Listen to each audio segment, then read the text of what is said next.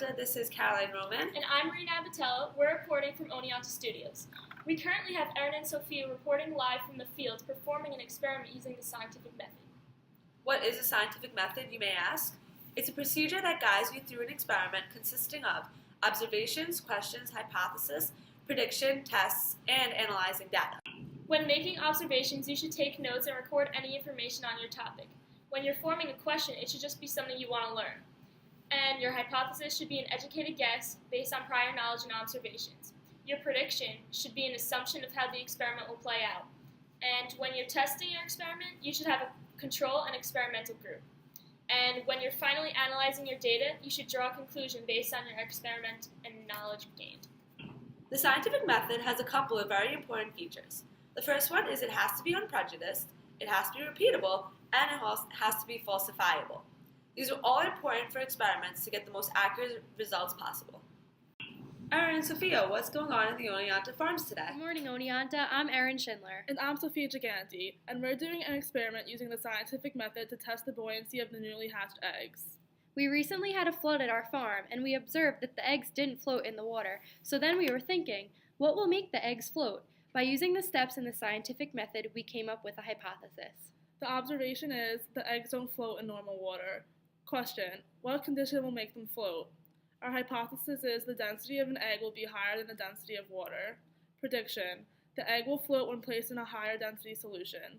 Test: we should test the hypothesis using salt to try and make the density of the solution higher than the egg itself. For this experiment, we're going to use 3 beakers, 3 eggs, table salt, and a stirring rod. Here in our lab, we set up 3 different beakers, each containing 200 milliliters of water. To change the density of the water, we are adding NaCl or table salt to our beakers. The first beaker has only water, so it has a 0 molar salt concentration. The second beaker has a 1 molar salt concentration. The third beaker has a 4 molar salt concentration. We will now place an egg into each beaker to test what molarity will make the solution more dense than the egg, making it float.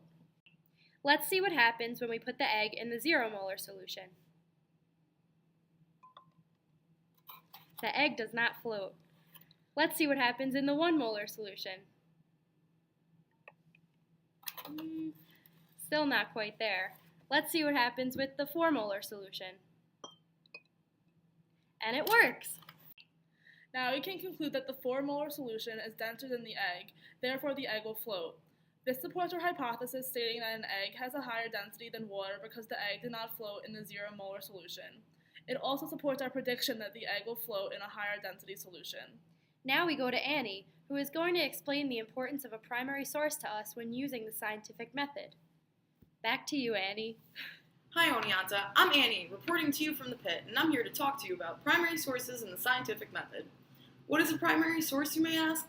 A primary source is an original source in its original form, usually without explanations.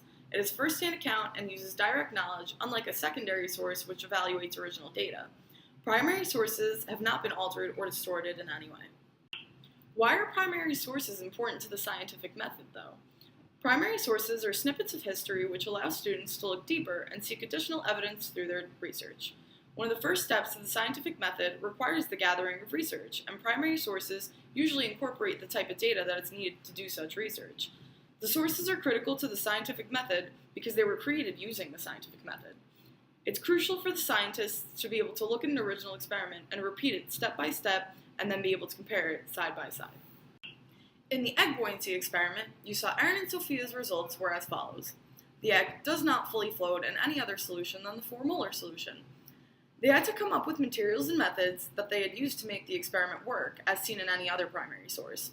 When creating a primary source, you need to have a results section, which is what is being shown when Erin and Sophia find the 4 molar solution created a higher density than the egg, making it float.